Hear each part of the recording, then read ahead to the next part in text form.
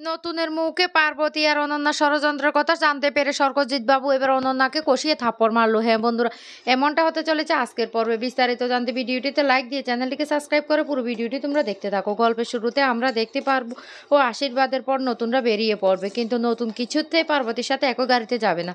নতুন কারো কথা না শুনে নতুন যে গাড়িতে এসেছে সেই গাড়িতে উঠে পড়ে। বাধ্য হয়ে কমলিনীরাও সেই গাড়িতে উঠে পড়ে। এরপরে রাস্তা দিয়ে যখন যেতে লাগলো নতুন, তখন বলতে লাগলো, কমলিনী দয়া করে আমাকে 5টা মিনিট সময় দাও, আমি তোমার কাছে 5 মিনিট কথা বলতে চাই। কমলিনী তখন বলতে লাগলো, আমার সাথে তো তোমার কোনো কথা থাকতে পারে না। তখনই এই কথা বলার সাথে সাথে মিটিল বলতে লাগলো, আচ্ছা নতুন কাকু, তুমি আমাকে একটা কথার উত্তর দাও, কেন তুমি এই কাজটা করতে বাধ্য হয়েছে সেটা একবার খুলে বলবে? এই কথাটা বলতে পাবেন। তখন বলতে লাগলো, শোন মিটিল, নতুন কাকুর নিজস্ব কোনো কি অধিকার নেই? হ্যাঁ, নতুন কাকু তো চাইলে নিজে একটা আলাদা হয়ে থাকতে পারে, আর নতুন কাকু যেটা যেটা সিদ্ধান্ত নেওয়ার সেটা নিয়েছে, তাতে তোর বলার অধিকার কেন? মিটিল তখন বলতে লাগলো, না, আমরা তো নতুন কাকুর আপনজন, তাই হ্যাঁ নতুন কাকু, তুমি আমাকে আপন নাই ভাবতে পারো, কিন্তু আমি তো তোমাকে আপন ভাবিস। আমার কথা ছেড়ে দাও, তুমি মিঠির কথা, অন্তত পক্ষে কাকিমার কথা ভেবে তুমি বলো, তুমি এই সিদ্ধান্তটা কেন নিয়েছো? কাকিমা তো তোমার বন্ধু, আর একজন বন্ধুর সাথে তুমি কি এই সিদ্ধান্তটা ভাগ করে নিতে পারতে না? তুমি একাই সিদ্ধান্তটা নিয়ে নিলে। তখনই এই কথা বলতে নতুন বলতে লাগলো, শুনো মিটিল, তোমরা আমাকে কেউ ভুল বুঝো না, বিশ্বাস করো, আমি সেই বিষয়ে কথা বলার জন্য কমলিনীর কাছে 5টা মিনিট সময় চাইছি। আমি সবটা কমলিনীকে বলতে চাই, কারণ সব বিষয় সবার সামনে বলা যায় না। আর তোমাদেরকে আমি কখনো পর ভাবিনি, তোমরাও আমাকে ভাবোনি, তাই আশা করি কমলিনীর সাথে যদি আমি আলাদা করার কথা বলি সেটা তোমরা কোনোদিন খারাপ চোখে দেখবে না। এই কথাটা বলতে কমলিনী তখন বলতে লাগলো, না না তোমার সাথে আমার কোনো কথা নেই ঠাকুরপো। তখন মিটি বলতে লাগলো, কেন কেন নতুন কাকু, আমাদের সাথে সামনে কি এই কথাটা বলা যায় না? তখনই নতুন বলতে লাগলো, না, তোমাদের সামনে যদি কথাটা বলা যেত তাহলে তো আমি সেখানেই বলতাম, কথাটা আলাদা করে তোমাদের মাকে বলতে হবে। প্লিজ তোমরা এর মাঝখানে এসো না, আমি কমলিনীকে কিছু বলতে চাই। কুর্চি তখন বলতে লাগলো, নতুন দা, তোমাকে আমি একটা বৌদি ভাইয়ের পক্ষ হয়ে কথা বলি। তুমি যেহেতু সিদ্ধান্তটা একাই নিয়েছো, তাহলে এখন আলাদা করে বৌদি ভাইয়ের সাথে আর কথা বলার কোনো অর্থই রইল না। কমলিনী তখন বলতে লাগলো, কেন তুমি আমাদের গাড়িতে উঠে এসেছো সেটা বলো। আমার তো মনে হয় তুমি আমাকে আরো নিচু বানানোর জন্য এই কাজটা করেছো। তুমি কি ভেবেছো তুমি আমাদের গাড়িতে আসলে আমি খুব খুশি হয়ে যাব? কিন্তু আমি খুশি হইনি, আমি খুব কষ্ট পেয়েছি, কারণ তুমি আমাকে ছোটই করেছো। নতুন তখন বলতে লাগলো, কমলিনী তুমি এই কথাটা বলতে পারলে? কমলিনী তখন বলতে লাগলো, হ্যাঁ, পার্বতী যে গাড়িতে সেই গাড়িতে তোমার থাকার দরকার ছিল, কিন্তু তুমি আমাদের গাড়িতে কেন এসেছো আমি সেটাই বুঝতে পারছি না। তবে আরেকটা কথা বলে রাখি, পার্বতী যে বাড়িতে থাকবে এবার থেকে তুমিও সেখানে থাকবে, আমি কথাটা তোমাকে স্পষ্ট জানিয়ে দিলাম। নতুন তখন বলতে লাগলো, তুমি কি বলছো, কি বলছো? আমি তাহলে এই বাড়ি থেকে বেরিয়ে যাব? বাবিন তখন বলতে লাগলো, নতুন কাকু, আমিও সেটা চাই, কারণ তুমি আমাদের বাড়িতে থাকলে আমার মাকে নিয়ে আবার লোকে বিভিন্ন ধরনের কথা বলবে, আর মাকে নিয়ে বিভিন্ন ধরনের কথা আমার একদম ভালো লাগে না, সেটা তুমি বেশ ভালো করে জানো। নতুন তখন বলতে লাগলো, শুন, তোদের দাদা ভাইয়ের ইচ্ছে হয়েছে আমি এ বাড়িতে থাকতে পারবো না, তাই আমাকে বেরিয়ে যেতে হলো।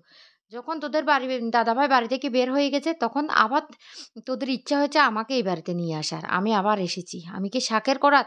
এদিকে ওদিকে যেদিকে যাব সেদিকে কাটবে, এখন তোরা বলছিস আবার আমি এই বাড়ি থেকে বেরিয়ে যাব? কমলিনী তখন বলতে লাগলো, না, তুমি উল্টো ভাবছো। বাবিন তখন বলতে লাগলো, নতুন কাকু, আমাদের সেই সাহসটা রইল কোথায় তোমাকে তোমার বাড়ি থেকে বেরিয়ে যাওয়ার? এটা তো তোমারই বাড়ি। মিঠি তখন বলতে লাগলো, নতুন কাকু তুমি ভুল বুঝো না, আমাদেরকে তো এই বাড়ি থেকে চলে যেতে হবে, কারণ অনন্য আন্টির সাথে যেহেতু তোমার বিয়ে হয়েছে, তুমি অনন্য আন্টির সাথে এই বাড়িতে থাকবে, এটা তোমারই বাড়ি, আমাদেরকে তো একটু সময় দিতে হবে। তখন নতুন রেগে গিয়ে বলতে লাগলো, তোরা এতক্ষণ পর্যন্ত আমার আমার কেন বলছিস রে? আমাদের কথাটা বলতে পারছিস না?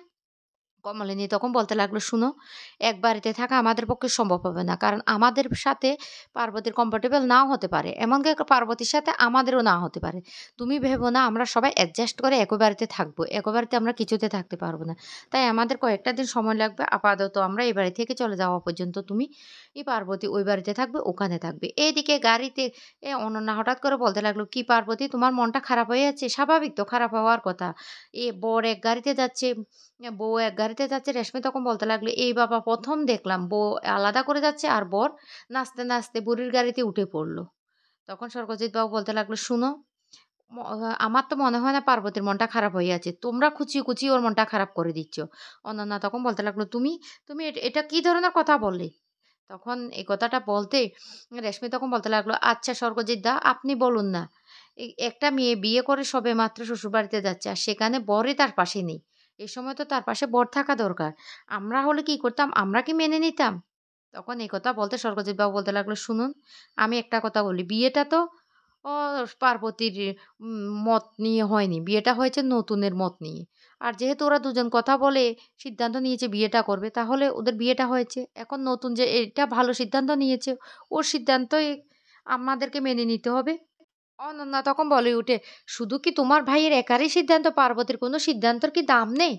তখন একথা বলতে স্বর্গজিৎবাবু বলতে লাগলো, "শুনুন, হ্যাঁ, আমার ভাইয়ের সিদ্ধান্ত পার্বতীরও সিদ্ধান্ত আছে।" প্রসেন তখন বলে উঠে, "হ্যাঁ, বিয়েটা তো নতুনদের স্বাভাবিকভাবে হয়নি, সবকিছু অস্বাভাবিক হয়েছে।" স্বর্গজিৎ বাবু তখন বলতে লাগলো, "হ্যাঁ, পার্বতী কি বিয়ের পরদিনে কি তার সিদ্ধান্তটা কি চাপিয়ে দেবে আমার ভাইয়ের উপরে? যেহেতু সিদ্ধান্তটা আমার ভাই নিয়ে বিয়েটা করেছে।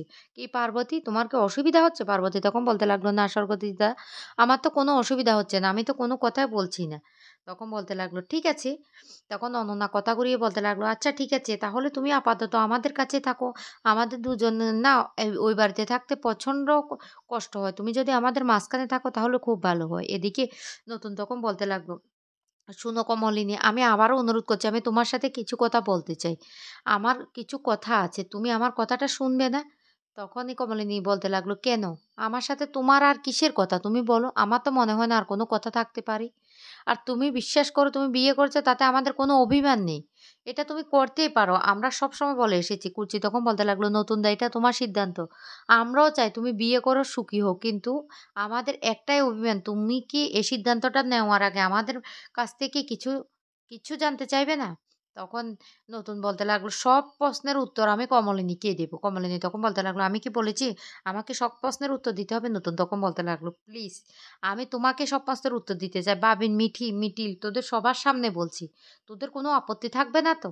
তারপরে কমলিনীর হাত ধরে গাড়ি থেকে নেমে একদিকে গিয়ে কমলিনীকে সমস্তটা জানিয়ে যে পার্বতী জোর করে নিজের মাথায় নিজে সিঁদুরটা পড়েছে। তখনই কমলিনী অবাক হয়েছে আর বলতে লাগলো, "একমাত্র তুমিই পারো।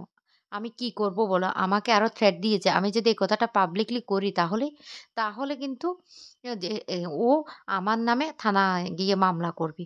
তখন এই কথাটা বলতে কমলিনী বলতে লাগলো, "পার্বতী এতটা খারাপ? এতটা খারাপ তো আমি ভাবতে পারিনি।" নতুন তখন বলতে লাগলো, "সেইজন্য আমি বাধ্য হয়ে সবকিছু চুপচাপ সহ্য করে সেখান থেকে বেরিয়ে এসেছি। এবার বলো তুমি কি করবে?"